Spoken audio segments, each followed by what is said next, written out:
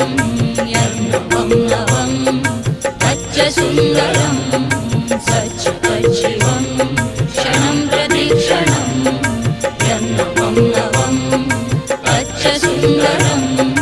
सच्च तच्चिवं वर्षनूतनं